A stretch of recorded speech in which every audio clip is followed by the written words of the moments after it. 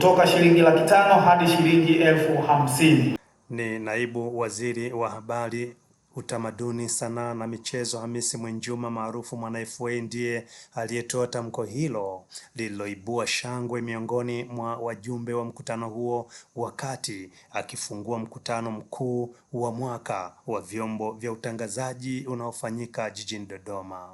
Katika dhamira ya serikali ya kuendelea kuboresha mazingira ya biashara, ubunifu na uwekezaji katika sekta ya maudhui ya kidijitali, tumeendelea kupokea maoni ya ushauri kutoka kwa wadau mbalimbali, hususan vijana wabunifu, watayarishaji wa maudhui na wajasiriamali wanaotumia majukwaa ya mtandaoni.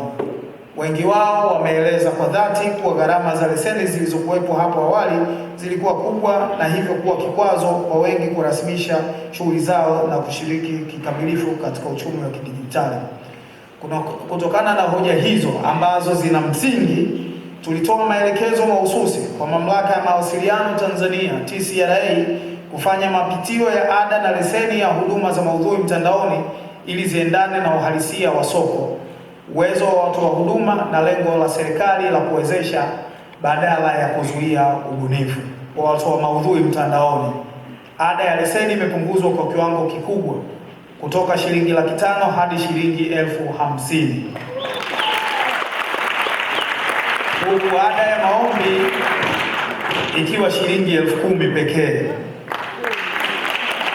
Vile kwa wakusanyaji wa maudhui mtandaoni, ada ya leseni imepunguzwa kutoka shilingi milioni 1 hadi shilingi laki1, na ada ya maombi ikiwa shilingi 20,000 tu. Hapa Mwana FA akasema imani ya serikali inaamini kuwa kwa gharama hizi rafiki na jumuishi, wadau wengi zaidi wataingia katika mfumo rasmi, jambo litakaloongeza ubora wa maudhui, uwajibikaji na ushindani wenye tija katika sekta hii. Kwa pamoja tunajenga sekta ya maudhui ya kidijitali yenye uwazi, shindani na yenye manufaa kwa taifa letu, huku tukitanguliza maslahi ya nchi yetu kwanza. Kwa upande wao, watengeneza maudhui hawa wakaonyesha hisia zao.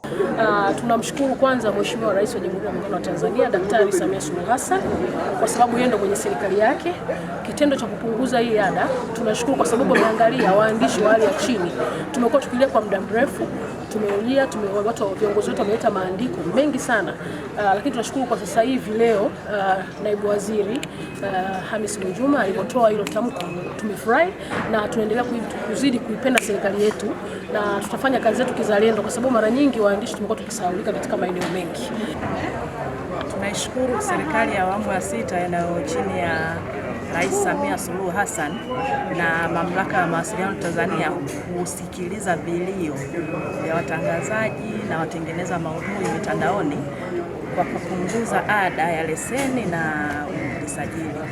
Kwa kweli tunashukuru. Kutoka laki5 kuja 50,000 ni fursa kwa vijana wa Kitanzania kufanya kazi kwa weledi na kufanya kazi kwa kutambulika, ikiwemo na kujidhatiti na kutengeneza vitu vilivyo bora tofauti na ilivyo awali, kwa sababu hii kupunguzwa kwa hii leseni itafanya watu wajisajili, na ukishajisajili kwa maana hiyo unatambulika. Ukitambulika utafanya vitu kwa weledi, lakini pia kutakuwa na changamoto au hasara kwa namna moja au nyingine. Kutakuwa na wimbi la utitiri la watu kukimbilia kuanzisha online.